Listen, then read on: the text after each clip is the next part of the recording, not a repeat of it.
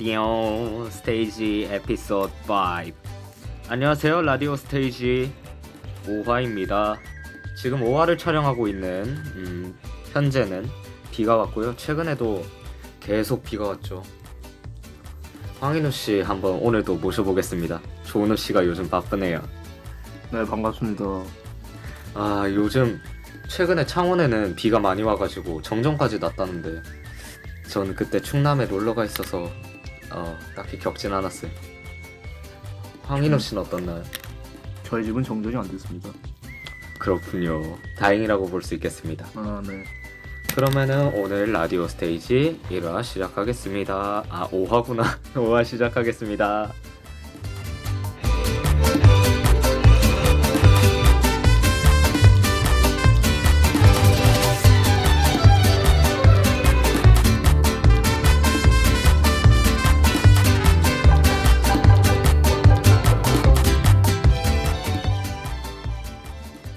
네.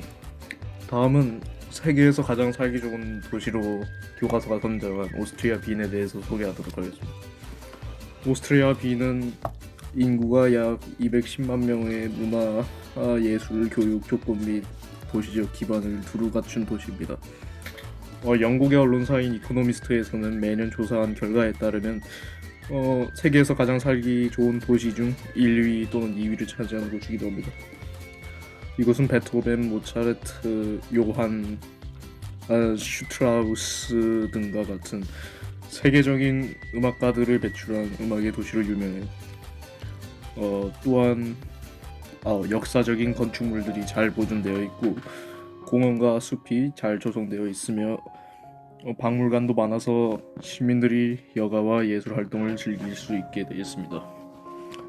그런데 과거에는 열악한 주거 환경 때문에 이 도시가 폐결핵이 망연한 적이 있었어요. 제1차 세계대전 이후 오스트리아 정부는 이를 해결하기 위해 법으로 임대료를 낮추고 공공임대주택을 건설하였고 주거법을 소유 중심으로 임대 위주로 전환하여 임차인의 권리를 엄격히 보호하였습니다. 그리고 초등학교 때부터 대학교까지 무료로 공부할 수 있도록 공교육 여건을 개선하였고요.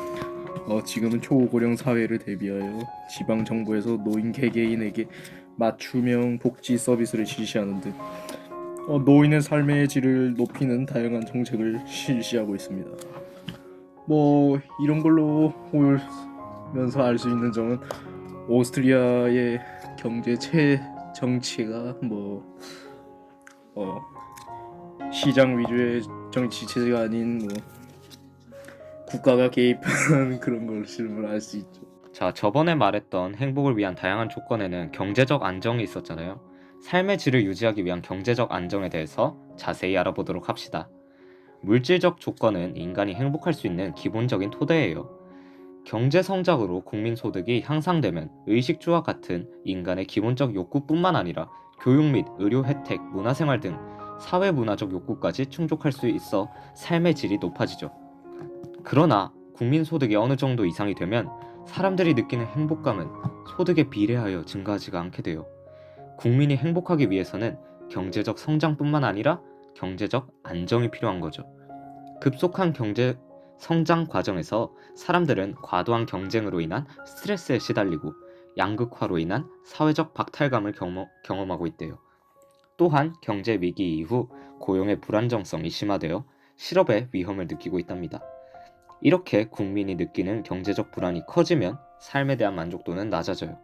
따라서 국가는 지속적인 경제 성장을 추구하면서도 실업 대책을 마련하여 일자리를 늘리기 위해 노력하고 복지제도를 강화하는 등의 국민의 경제적 안정을 확보하기 위하여 노력을 해야 합니다. 네, 다음으로는 이제 설명할게. 지속 가능한 행복을 위해 마련해야 할 경제적 조건이 무엇이 있을지에 대해서 책과 언론사들의 기사를 보면서 저희가 분석을 한번 해볼 겁니다. 일단 첫 번째 자료를 보시면요. 이 자료는 2014년에 출간된 카린 린 윈터스의 나도 학교에 간다라는 책의 내용을 포함되어 있는데요. 우선 잔혹한 내전을 겪고 있는 우간다 남미촌에서 아이들이 유난히 많다고 말하고 있고요. 특히 전쟁과 굶주림으로 부모를 잃고 고아가 된 아이들이 눈에 띈다고 이 책은 말하고 있습니다. 밤이 되면 한 무리 아이들이 어둠을 뚫고 어디론가 가는 것을 또 보았고, 어디로 가기에 아이들의 발걸음을 저렇게 힘찰까 하고 뒤따라 가면 아주 허름한 창고가 있었다고 합니다. 그곳은 한때 반군의 납치로부터 아이들을 보호하기 위해 피난처로 사용되었던 비밀스러운 장소였고요. 희미하게 새어나온 불빛 틈으로 보니 아이들의 촛불 앞에 옹기종이 모여 공부를 하고 있었다는 겁니다. 그렇게 어려운 환경 속에서도 공부를 하고 있는 아이들의 모습을 보여주는 게 있었고요. 그리고 두 번째 자료에서는 한겨레 언론사에서 만든 기사의 내용인데요. 연령별 행복도를 분석한 선진국의 연구 결과를 보면 일반적으로 중년층보다 청년층이나 노년층이 더 행복하다고 느끼는 U자 형태의 모습을 띈다고 합니다. 통계적으로요. 청년층은 미래에 대한 희망이 있기 때문에 노년층을 열심히 일한 대가로 주어지는 여유로 인해 이러한 현상이 나타나는 것이라고 했고요. 그러나 우리나라의 국민을 대상으로 한 조사 결과는 반대로 나타났습니다. 이게 한겨레 기사의 내용입니다. 그러면 이번 시간에 했던 거와 저번 시간에 했던 거를 한 번에 정리해 보도록 하겠습니다. 저번 시간에 은우 씨가 설명해 드렸던 이중환 씨의 택리지에 제시된 가거지의 조건 기억나시나요? 첫째는 지리, 둘째는 생리, 셋째는 인심, 넷째는 산수였는데요. 지리는 풍수지리적 명당, 생리는 비옥한 땅이 있거나 물자 교류가 가능한 곳과 같이 생산활동으로 이익을 얻을 수 있는 곳, 인심은 넉넉하고 좋은 인심, 산수는 빼어난 경치를 말했다고 합니다. 그러면은 질 좋은 정주 환경의 조성 해보도록 하겠습니다. 정주 환경의 변화에 대해서 일단 알아볼 건데요. 정주 환경은 인간이 일정한 공간에 자리 잡고 살아가는 주거지와 주거지 주변의 자연환경 및 교통통신시설, 교육시설, 공공시설, 상업 문화시설 등의 인문환경입니다. 산업화에 따른 정주 환경의 변화에는요, 산업화 이전에는 자연환경에 적응하며 살아왔지만 산업화 이후에는 자연을 이용하고 개발하여 삶의 질을 높이는 정주 환경을 위해 노력했다고 합니다. 행복한 삶을 위한 정주 환경 관련 정책의 변화에 대해서 알아보겠습니다. 먼저 정책 초기에는 주거 생활을 개선하기 위한 주택 개발 정책을 실시했는데, 중기에는 교통의 편의성 강화, 문화, 예술, 체육 활동을 위한 공간 조성이 되었고, 최근엔 지역 문화 보존, 자연과 인간이 공존하는 지속 가능한 생태 환경을 조성하는 것에 중점을 두고 있습니다. 정주 환경, 질을 높이기 위한 구체적인 노력 알아보도록 하겠습니다. 먼저 주거 환경의 안락함, 편리함 증진입니다. 국민들의 쾌적하고 살기 좋은 주거 생활을 보장하기 위한 정부의 주택개발 정책 및 대중교통시설의 확충입니다. 그리고 교육과 의료시설 확충인데요. 각종 학교나 병원 등을 설립 및 확충하는 등 국민들에게 일정한 교육과 의료 혜택을 제공하는 것입니다. 그 다음은 삶의 질 개선을 위한 시설 확충입니다. 인간다운 생활을 위한 문화, 예술, 체육, 복지 시설을 마련하는 것이죠. 그러면 마지막은 생태 환경의 조성이에요. 인간과 자연이 조화와 공존을 이룰 수 있도록 도심 내 녹지 공간, 그것을 확대하는 것이라고 합니다. 삶의 질을 유지하기 위한 경제적 안정은요, 경제성장과 행복, 즉 경제성장으로 국민소득이 향상될 경우 의식주와 같은 인간의 기본적 욕구뿐만 아니라 사회 문화적 욕구까지 충족할 수 있어 삶의 질이 높아진다고 합니다.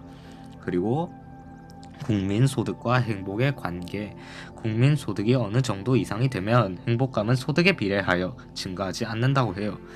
그러면은 경제적 안정과 행복을 말해드리자면, 경제적 불안과 행복의 관계에는 경제적 불안이 커지면 삶의 만족도가 낮아지고요. 경제적 안정을 위한 국가의 구체적인 노력에 대해서 알아보자면, 고용 안정, 복지 확충, 경제적 불평등 해소가 있는데, 고용 안정에는 일자리를 창출하여 실업자 줄이고 최저임금을 보장한다 이거고, 복지 확충은 그러니까 갑작스러운 상황으로 인한 어려움에 대비할 수 있는 제도를 마련하고 질 높은 교육과 건강관리를 위한 제도적 노력이 필요하다 이 얘기고요. 경제적 불평등 해소에는요, 소외 계층이 빈곤이나 질병으로 고통받지 않고 상대적 박탈감에 시달리지 않도록 지나친 소득의 양극화를 해소하는 것이라고 합니다. 그 다음 이야기는 황인우 씨가 자세하게 설명을 드리겠습니다. 앞에서 말했다시피 정재원님께서 경제적 안정에 대해서 중요하다고 말씀해 주셨는데요. 경제적 안정에 대해서 서양뿐만이 아니라 동아시아의 많은 철학가들도 그것을 말했습니다. 특히 유명한 걸 예시를 들자면 맹자가 그렇게 말했는데요. 맹자의 예전 어록에 대해서 말하자면 유항산이면 유황심이다라는 말이 있고요. 이것은 변치 않는 재산이 있으면 변치 않는 마음도 있는 법이라는 뜻입니다. 일반 백성은 고정적인 생업이 없으며 흔들림 없는 도덕적인 마음도 없어집니다.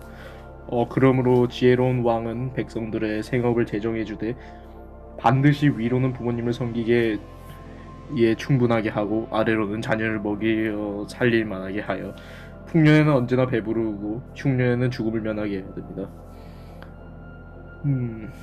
시민 참여가 활성되는 민주주의의 실현에 대해서도 다른 걸 말씀해 드리자면요.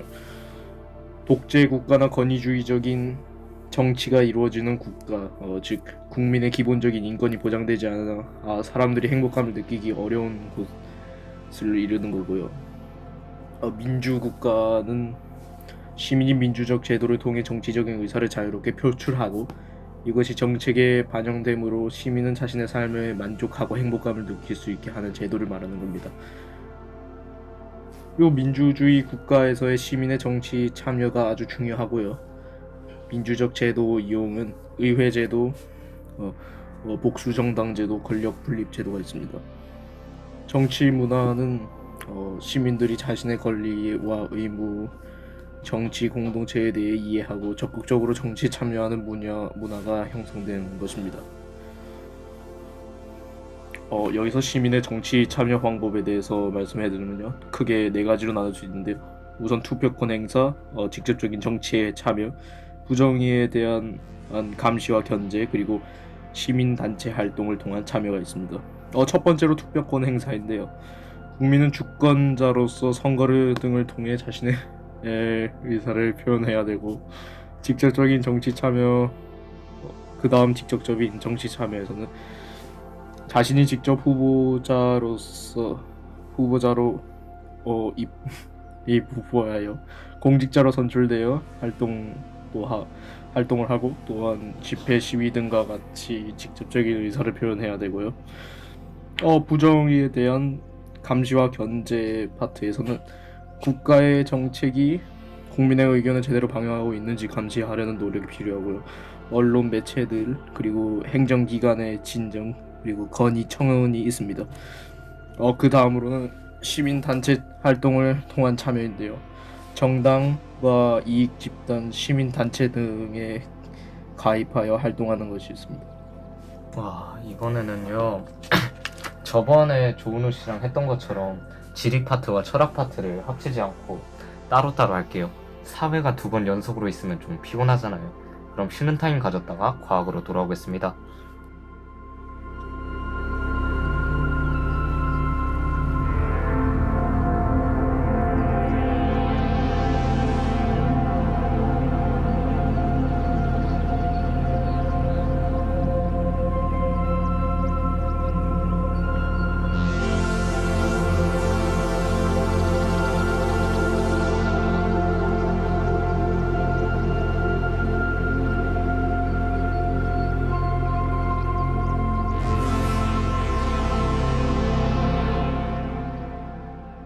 과학 시간인 줄 알았는데 영어 시간이었습니다.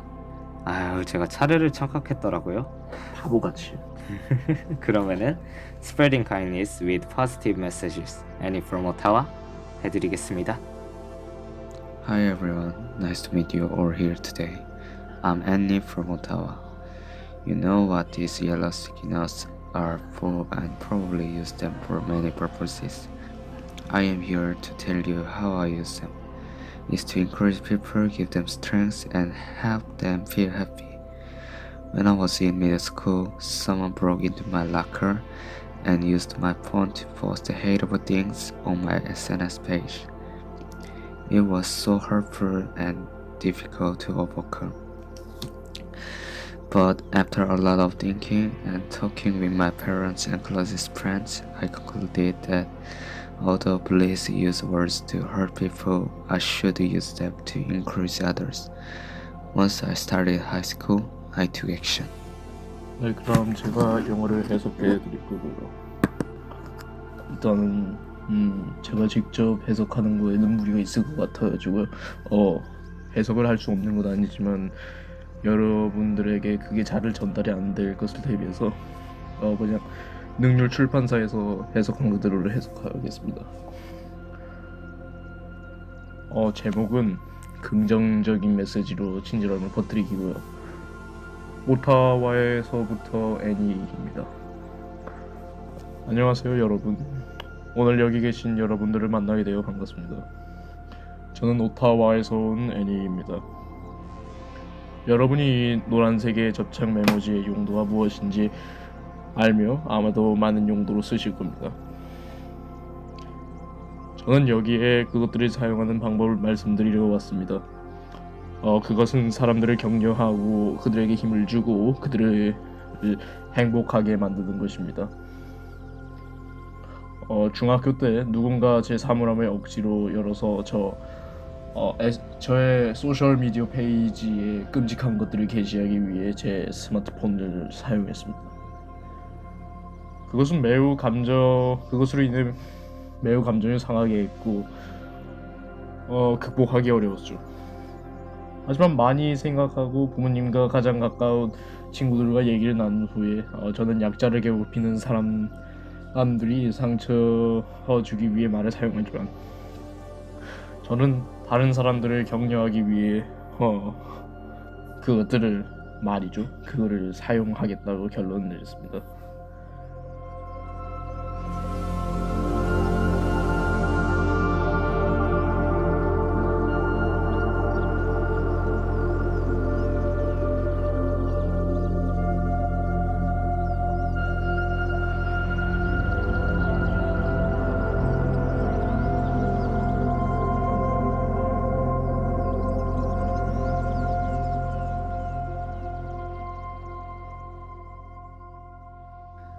여러분, 드디어 과학 시간입니다. 자, 과학 시간에는요, 저번에 어디까지 했었냐면 에너지 준위까지 설명을 드렸었는데요. 야, 생각해보니까 좀 설명을 잘못했던 게 있더라고요. 원자 핵에 열을 가하면 뭐 점점 멀어지다 퐁 나간다 했는데, 좀 비유적으로 설명을 해드리면 전자랑 원자 핵이 줄다리기를 하고 있어요. 그 줄을 끊기 위해서 에너지를 딱 주는 거예요. 그래서 그 줄이 끊어지면 전자가 위용 뽕 가버리는 거라고 하더라고요. 그러면은 저번에 오류까지 설명을 드렸고 바닥 상태부터 설명을 해드리겠습니다. 바닥 상태는요, 원자가 가장 낮은 에너지를 갖는 상태를 바닥 상태라고 합니다. 바닥 상태에서 전자는 에너지 준위가 낮은 전자 껍질에 채워진 다음 에너지 준위가 높은 전자 껍질에 채워진다고 해요. 점점점 낮은 것부터 높은 걸로 순으로 쭉 채워지는 거죠. 그 다음 즉 원자 안의 전자들은 규칙에 따라 원자 핵과 가까운 안쪽의 전자 껍질부터 쫙쫙쫙 배치된다고 하는 거죠.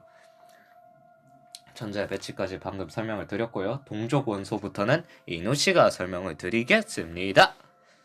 동족 원소. 다음은 에 대한 설명인데요. 같은 주기에 속하는 원소들은 바닥 상태 원자의 전자 배치에서 전자가 채워진 전자 껍질 수가 같고요. 같은 족에 속하며 유사한 성질을 갖는 원소들은 동족 원소라고 합니다.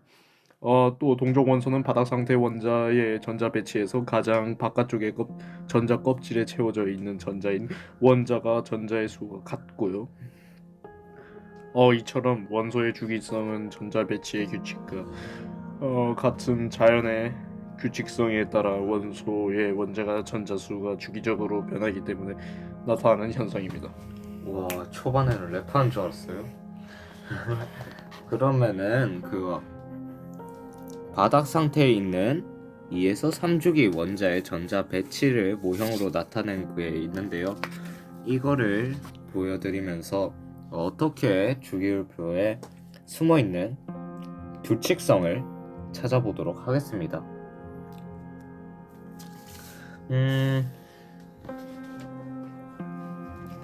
보면은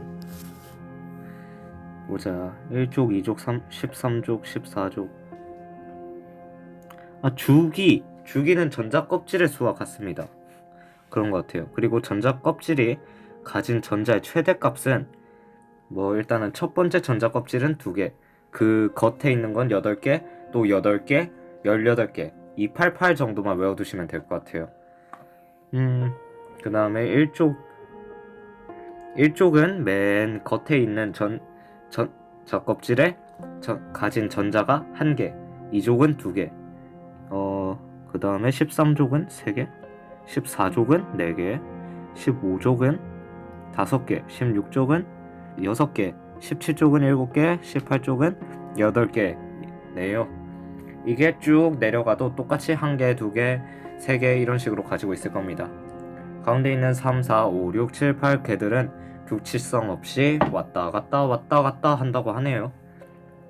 그러니까 번호가 올라갈수록 전자의 수도 늘어나고 288의 규칙성을 가지고 있다 정도만 알아두시면 될 것 같아요. 같은 주기에 속하는 원소의 규칙성에는 전자 껍질의 수가 같고요. 번호가 올라갈수록 원자과 전자가 올라갑니다. 그리고 같은 족에 속하는 원소의 규칙성에는 원자과 전자의 수가 같고요. 아래로 갈수록 껍질 수가 증가한다 정도만 알아두시면 될 것 같아요. 과학 시간은 여기서 끝이 납니다. 그러면 이 다음 시간은 뭘까요? 바로 질이라고 한다네. 안 되는데. 네, 넘어갑니다.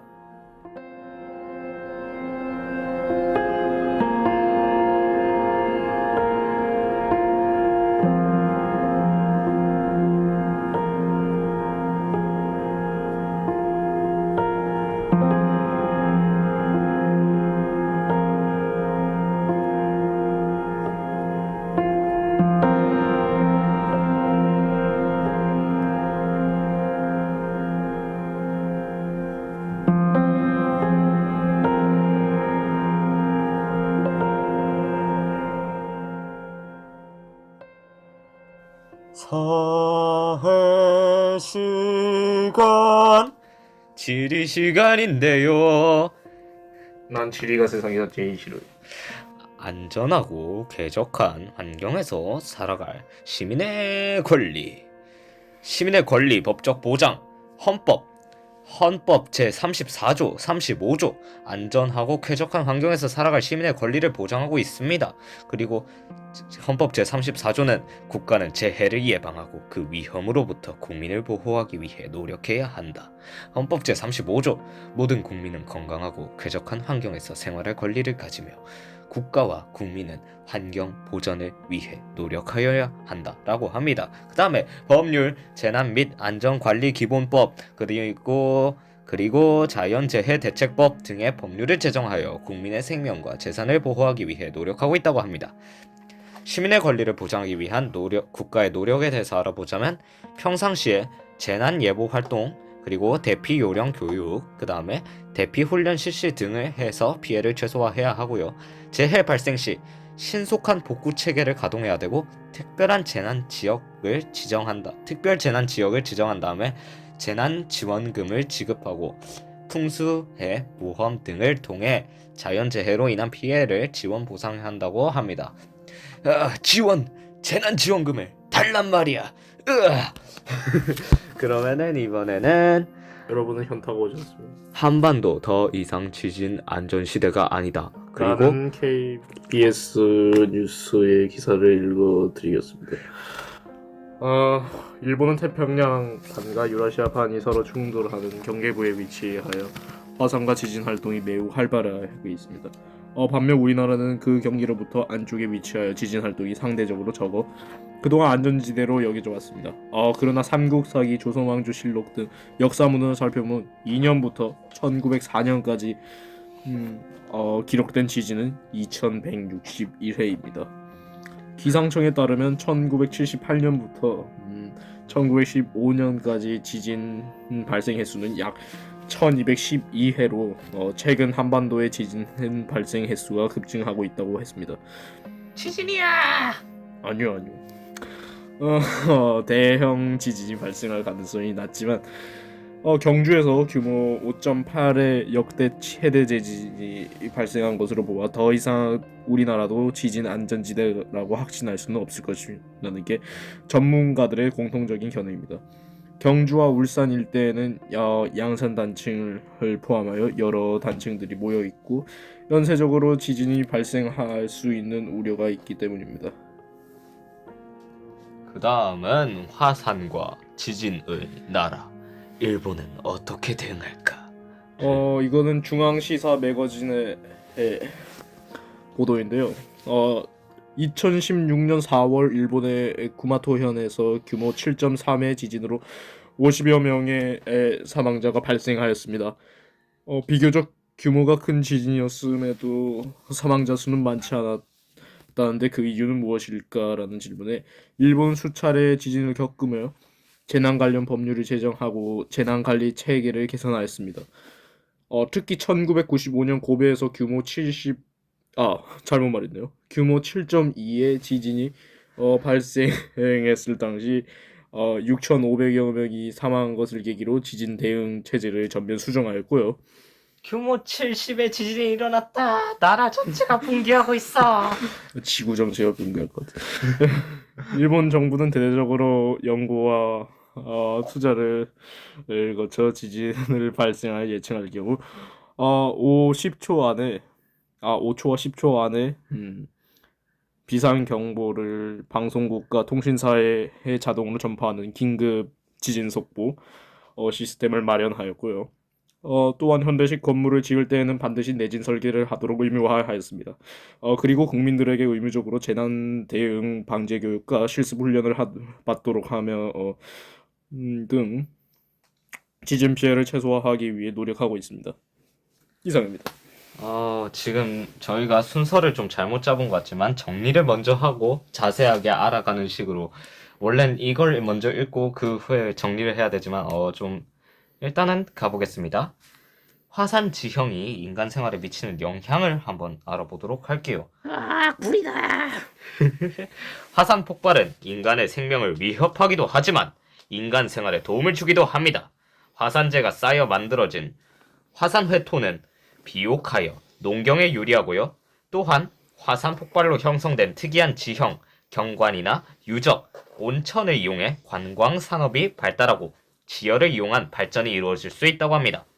시민의 권리와 관련하여 화산의 피해를 줄이려면 어떤 노력이 필요한지 한번 알아볼까요?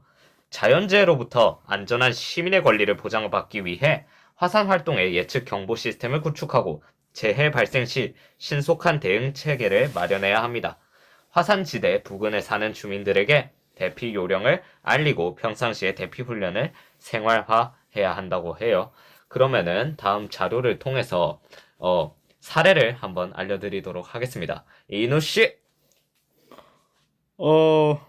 여러분도 다들 뭐 폼페이의 베수비오 화산에 대한 거는 다 알고 있겠지만 한 번 더 설명을 해드리자면 서기 79년 4월 24일에 너무 날짜가 정확한데 이탈리아의 나폴리 근처 연안 도시인 폼페이는 베수비오 화산의 폭발로 한순간에 도시 전체가 사라졌습니다.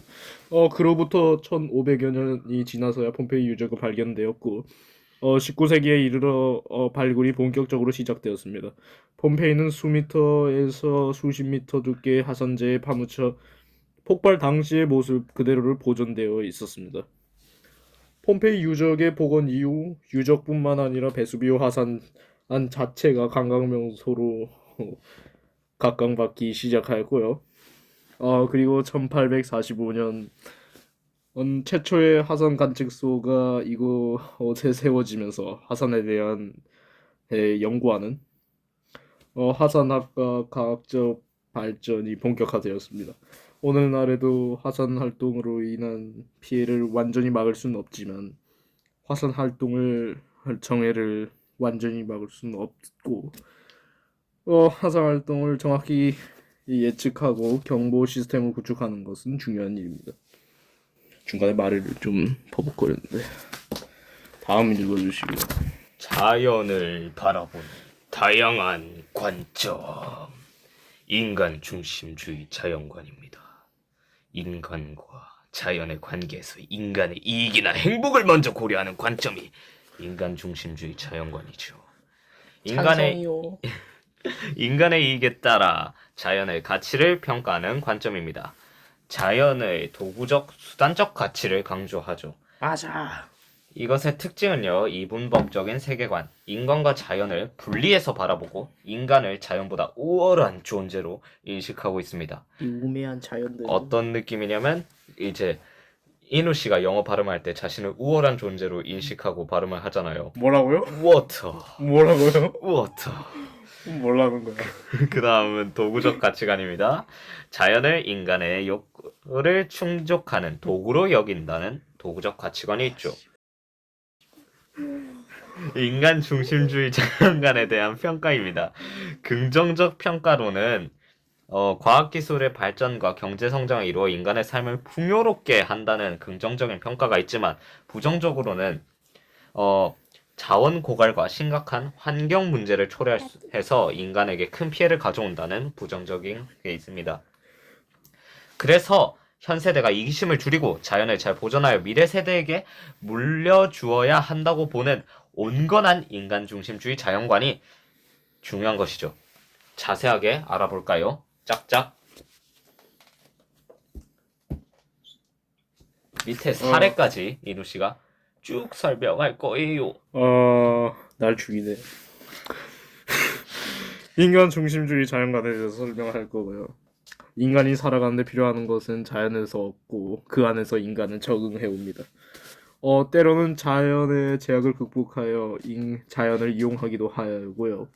이 과정에서 자연을 바라보는 몇 가지의 관점이 형성되었는데 그 중에 자연의 가치는 인간의 이익에 따라 평가되는 관점인 인간 중심 자연관이 있습니다. 인간 중심 자연관은요, 인간과 자연을 분리하여 바라보는 이분법적 세계관으로 자연을 이용함으로써 인간의 삶이 더 윤택하고 행복해질 수 있다고 주장합니다. 더 나아가 극단적인 인간 중심주의 자연관은 인간을 자연보다 우월한 존재로 인식하고 자연을 인간의 욕구를 충족시키는 하나의 도구로 여기고요. 자연을 임의로 이용하는 경향이 큽니다. 이러한 생각은 오늘날 산업화 도시화 과정에서 발생한 환경 파괴의 주된 요인으로 지적받기도 합니다. 최근 인간 중심주의 자연관을 주장하는 사람들이 현 세대의 이기심을 줄이고 자연을 잘 보존하여 미래 세대에 물려주어야 한다고 말하는데, 인간이 환경 문제를 일으켰으므로 이를 해결해야 하는 것도 인간의 책임이라고 말하는 사람도 있어요. 그렇군요. 이거에 대해서 사례를 좀 말하고자 하는데, 인간 중심주의 자연관으로 인해서 자연이 아주 끔찍하게 훼손 사례에 대해서 말씀드리겠습니다. 아랄해 이야기인데요.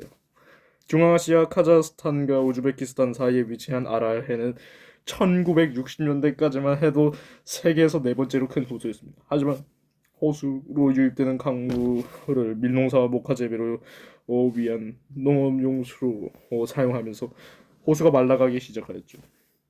지금은 원래 호수의 90% 이상의 물이 사라지고 거의 사막화 현상이 일어났습니다. 그 결과 아랄해에서는 철갑상어와 유럽 잉어 등 16개 종의 어종이 사라졌고요. 식중오염은 물론 먼지 폭풍과 소금 바람이 불어오면서 이 지역의 사람들은 각종 질병에 시달리게 됩니다. 이러한 생태계 파괴는 결국 인간 중심주의 자연과의 반영되어 나타난 결과라고 말할 수 있을 겁니다. 근데 호수인데 왜 해라고 불리나요?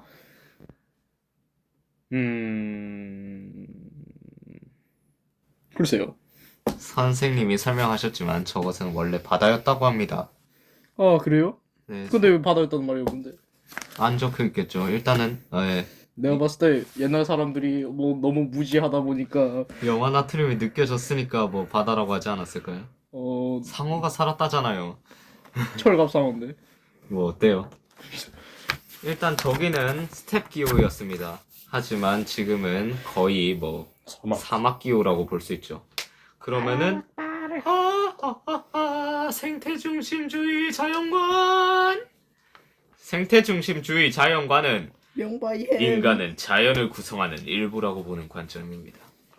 자연의 내재적 가치를 강조하죠. 생태계의 안정을 중시하는 자연관입니다. 특징은 자연은 그 자체로 가치를 지니고 있으므로 인간의 이익을 위한 수단이 될 수 없다고 보고요. 자연의 내재적 가치를 강조합니다. 인간과 자연은 서로 영향을 주고받는 관계로서 조화와 균형을 이루어야 한다고 보고요.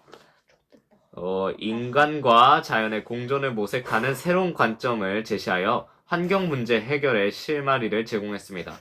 극단적 생태 중심주의 자연관에는 또 문제가 있는데 자연을 인간과 동등한 관계로 보고 자연에 대한 인간의 어떤 개입도 허용하지 않아서 모든 자연 개발을 허용하지 않아 비현실적이라는 비판을 받고 있습니다. 그러면 씨 자세한 설명 부탁드려요. 난 생태주의를 개인적으로 좋아하진 않아요. 생태중심주의 자연관에 대해서 설명하려고 하는데요. 오늘날 환경 문제의 원인은 자연을 도구로 여기고 지배하려는 생각이 있다고 봅니다. 이에 대한 반성으로 등장한 것이 생태중심주의 자연관이고요.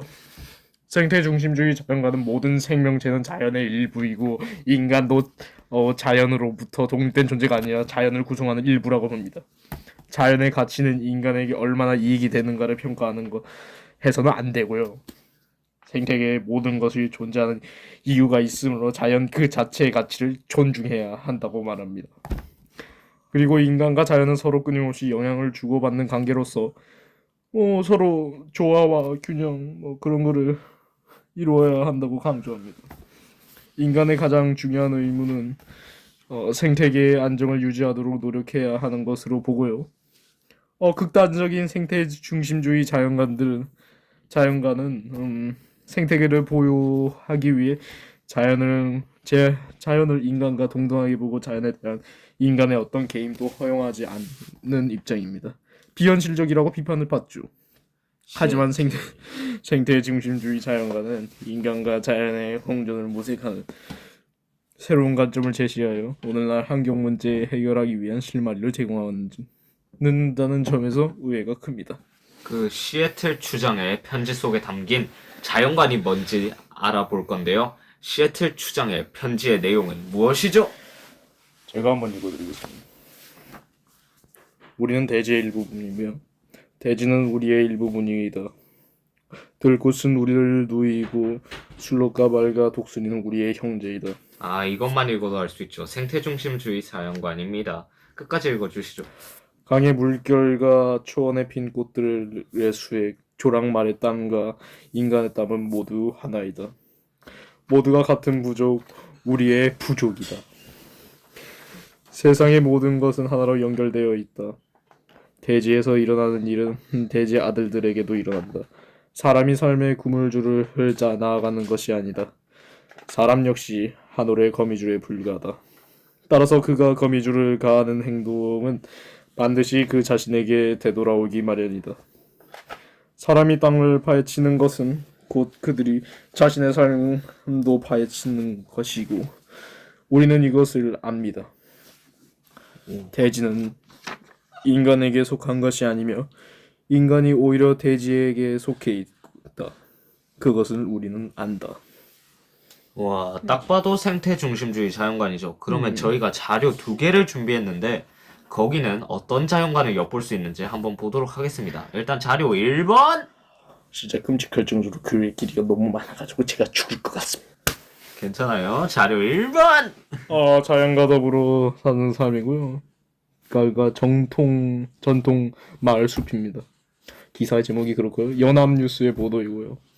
경상남도 함양군에 있는 산림공원은 신라시대 때 함양의 지방관으로 부임된 최지원이 한양의 홍수 피해를 막기 위해 조성한 숲이고요. 최치원은 인공 구조물을 쌓는 대신 물길을 시내 외곽으로 돌리고 그 자리에 독을 쌓고 나무를 심어 숲을 조성하였고요. 진짜 너무 힘드네요. 삼립공원에는 갈참나무, 개서나무, 은행나무 등 약 120종의 나무 2만여 그루가 1.6km의 둑을 따라 조성되어 있습니다. 또한 강릉시에 있는 초당마을 숲은 경포 해변을 둘러싼 해송숲으로 강릉 쪽으로 부는 바닷바람을 막아주는 방음림의 역할을 하고 있고요. 이렇게 우리 조상들은 알숲을 만들어 마을을 보호하면서 자연과 함께 공존하기 위해 노력하였습니다. 최근 산림청은 우리나라의 고유 전통 마을숲을 계승하고 산림문화유산으로 보존하기 위해 전통 마을숲을 복원하는 사업을 실시하고 있고요. 숲의 대기의 온도를 낮추어주고 공기를 정화하여 홍수를 예방하는 등 생태적 가치를 지니고 있기 때문입니다. 와, 자연과 조화를 이루어 더불어 살기 위한 조상들의 노력에서 생태 중심주의 자연관을 엿볼 수 있겠어요. 그러면 자료 2를 통해 인간이 자연을 인식하는 관점이 어떻게 변화했는지 알아볼게요. 자료 2는 뭐죠? 네, 복개 하천에서 생태 하천으로라는 대전일보의 기사인데요. 대전 광역시의 도심으로 관통하는 대전천은 급격히 산업화에 이루어진 1974년 하천의 콘크리트 구조물을 덮는 복개 공사가 추진되었습니다. 복개 후에는 아파트, 상가 등의 건물과 도로가 주차장 등으로 활용되었고요. 그러자 대전천은 유량이 줄어들어 건천이 되었고 악취가 발생하는 등 문제가 발생하였습니다. 그래서 훼손된 하천 생태계를 복원하여 환경 문제를 해결하기 위해서 대전광역시의 시민들의 움직임이 일어났고요. 2008년에 대전천 위에 자리했던 아파트 상가를 철거하고 복원 사업을 시작하여 대전천을 2010년 8월에 생태 하천으로 복원되었습니다. 사라진 도심 지역의 옛 물길과 실개천도 함께 찾아내 복원하였고요. 수질 정화 작업을 하면서 유량이 풍부하고 흐르도록 만들었고 하천과 인접하는 곳에서 자연석을 쌓고 제방 가까운 언덕에서 여러 식물을 심었습니다. 하천에는 여우를 조성하고요. 수생식물을 심었고 또한 보행자를 위한 징검다리나 산책로, 자전거 도로 등을 조성하였습니다. 이렇게 놀라운 결과로 최근 대전천에는 사라졌던 희귀 어류와 희귀 조류인 아메리카 홍머리 오리가 발견되어 그 천연 기념물인 제323호인 매가 관찰되기도 하였습니다. 다시 원래 모습으로 돌아온 대전천은 시민들에게 도심 속 생태 공간으로 인식되고 있습니다. 역시 우리 이런. 자, 와! 대전천은 산업화 도시화 과정에서 도로, 주차장 등으로 이용하기 위해 복개되었대요. 이게 인간중심주의 자연관이 반영된 결과라고 볼 수 있을 것 같아요. 그 다음에 생태중심주의 자연관이 대두되어서 대전천을 다시 본래의 생태하천으로 복원하려는 시도가 이루어진 거죠. 그러면 위 자료들을 보고 어떤 관점을 가지고 자연을 바라볼 것인지 발표해 볼게요. 인간이 기본적인 삶을 유지하면서 지속 가능한 발전을 하기 위해서는 인간 중심주의 자연관과 생태 중심주의 자연관을 철중하여 인간과 자연의 조화를 추구하는 것이 바람직하다고 볼 수 있을 것 같아요. 그러면 선생님, 대전천 말고 또 다른 사례는 없나요?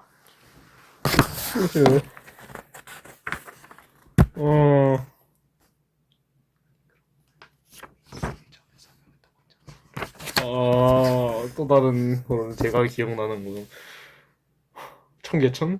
맞죠? 청계천 같은 거죠. 그때 있었던 것들.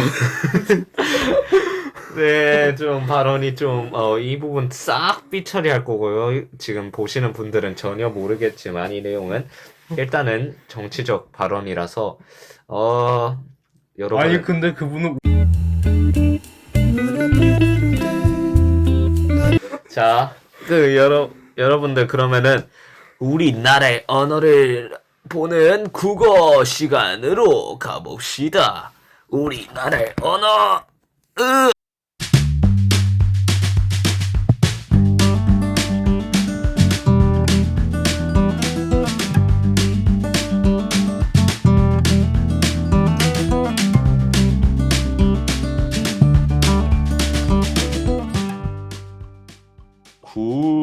국어입니다. 세종대왕님께서 한글을 만드셨죠. 그러면 의문에 대해서 알아보도록 하겠습니다. 근데 세종대왕님께서 만든 한글 의문을 들어보니까 뭐 되게 이상하던데 나라스마사미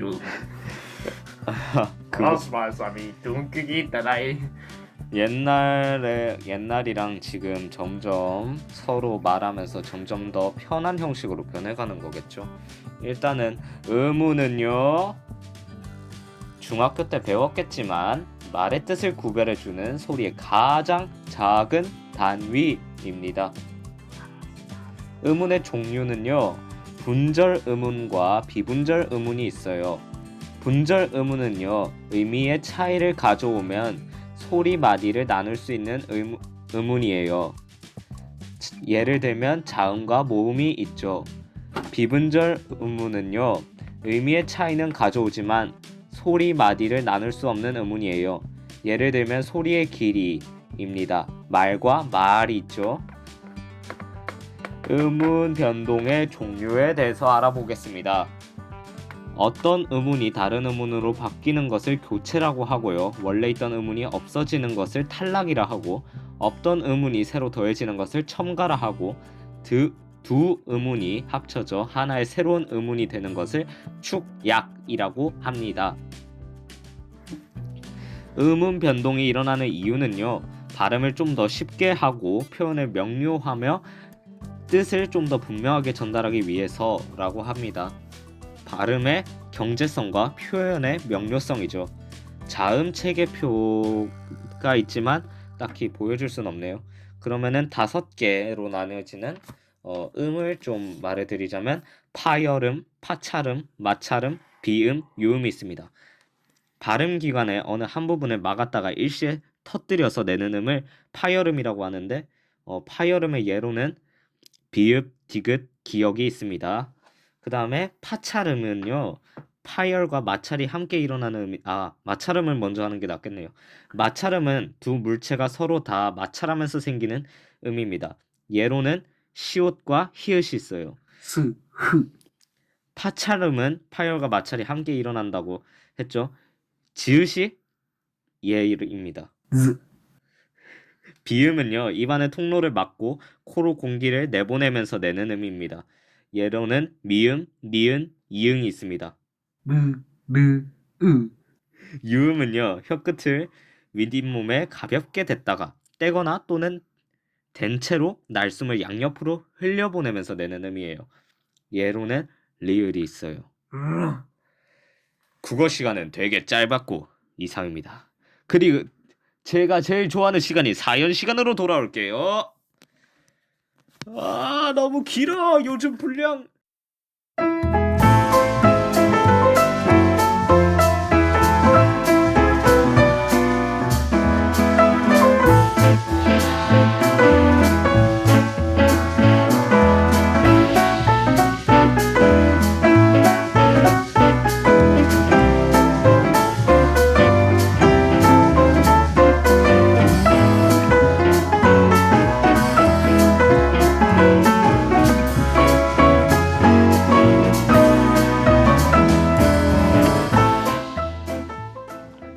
자, 새 썰이 들어왔어요. 이거는 지금 저와 같이 진행을 하고 계신 황인우님의 썰인데요. 제가 꼬드겨서 같이 방송부를 지원하게 됐었어요. 그 방송부 지원을 해서 그 면접을 봤었거든요. 그때 면접에서 저는 붙었고 이누씨는 떨어졌는데, 그 떨어졌을 때 그 이유가 있다고 하네요. 그 이유를 한번 이누씨가 자세하게 썰을 풀어드릴 건데요. 저는 이미 알고 있는 입장이라 그런가. 벌써부터 입가에 광대뼈가 막 올라가고 그러네요. 솔직히 이유를 정확히 알 수는 없어요. 제가 뭐 진행자분이랑 뭐 또 아는 사이도 아닌 분들은 이유를 알 수는 없지만, 뭐 제 그 당시에 발표했던 행실을 좀 말하자면, 일단요. 거기서 처음에 한 2번째 질문으로 그런 말을 하더라고요. 그래가지고 뭐라 했더라. 여기 들어온 사유가 뭐냐? 지원 동기. 지원 동기가 뭐냐라고 물어봤는데, 그때 제가 이제 약간의 팔짱을 끼면서 아유 약간의 팔짱입니다. 이게 아니 뭐 주위에서 뭐 진짜 거만하듯이 팔짱을 이렇게 꼈다라고 많이 왜곡을 하시던데 약간 꼈습니다. 약간 진짜 그냥 그냥 배에 손을 올렸다 할 정도로만 팔짱을 끼고서 작은 목소리로 혼잣말로 말했죠. 아마 듣지는 못했을 겁니다. 지원서에 다 적혀 있는데 안 읽으셨나 보다. 와. 그리고 저는 그런 식으로만 말하길래 혼잣말도 아니고 그냥 그 딱 질문했는데 지원서에 적혀있는데 안 읽으셨어요? 아니 이런 식으로 한 줄 알았어요. 아니 그게 그렇게 크게 말한 게 아니야. 이게 되게 작게 말해서 작게 혼잣말 진짜. 근데 혼잣말. 그 조용한 공간이면은 다 들릴 수 있는 거 아니에요? 아이고 아버지. 그래서 그 다음은 뭐 또 뭐 있나요? 그 다음에 이제 이상한 뭐 뜬금없는 질문 하나 하더라고요. 민트 초코 좋아하시냐고.